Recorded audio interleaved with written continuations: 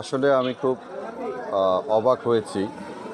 এই ধরনের অভিযোগ আমার বিরুদ্ধে হয়েছে। এটা আমি নিজে খুব এটাকে কি বলে যে আমি খুব ভীষণভাবে অবাক হয়েছি। কারণ হচ্ছে যে এই আলু পরিবহনের ক্ষেত্রে আমার কোনো রকম কোনো ভূমিকা নেই। কারণ আমার ভূমিকা থাকলে এলাকার লোক জানবে এখানে চেয়ারম্যান আছে, বর্তমান মেম্বার আছে, সাবেক মেম্বার আছে, কৃষকরা আছে। টোটালি এই ব্যাপারে আমি অবগত নই। এখন ব্যাপার হচ্ছে সে বলেছে সে 25 বছর এখানে এই কাজ করেছে। হ্যাঁ, হয়তো সে করেছে। এখন তার স্বার্থে আঘাত পড়েছে। আমাদের হাসালবাড়ি ইউনিয়নে আমি আজকেই জানলাম যে 7টা পয়েন্টে আলু পরিবহন করা হয়। আর কারো কিন্তু কোনো অভিযোগ নেই। আর গত বছর যে টাকার কথা বলেছে এটা আমি মিডিয়ার মাধ্যমে জানলাম। আসলে মানুষ যখন কারো বদনাম করতে চায়, কারো ইমেজের উপর আঘাত করতে চায়, কোনো মহল তাকে সাজিয়ে গুছিয়ে এই ব্যাপারটা করেছে। কারণ হচ্ছে যে এমন কিছু হলে কম বেশি অনেকে জানতো এলাকার।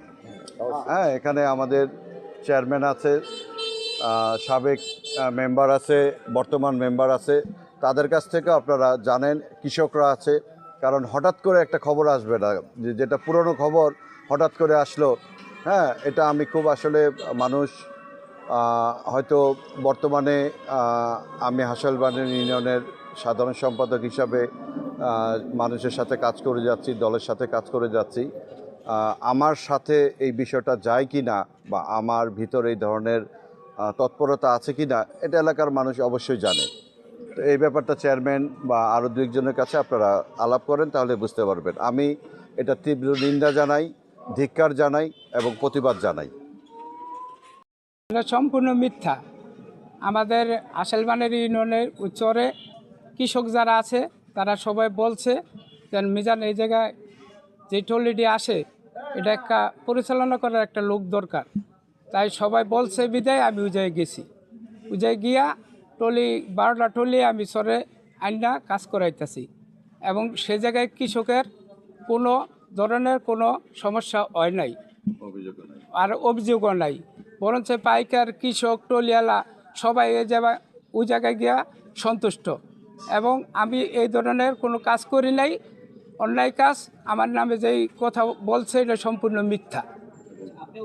আর অ্যাপল ভাইয়ের নামে যে কথা বলছে সে ওই জায়গায় কোনো জড়িত না। ওই জায়গায় সে জানেও না যে আমি ওখানে কী করি, তার নামে মিথ্যা কথা বলছে। ওইখানে যে আপনি এই আলু সরবরাহের কাজ করছেন, আসলে আপনার স্বার্থটা কি? আমার স্বার্থ, আমার এলাকার কৃষকের ভালোর জন্য আমি ওই জায়গায় গেছি, এটাই আমার স্বার্থ।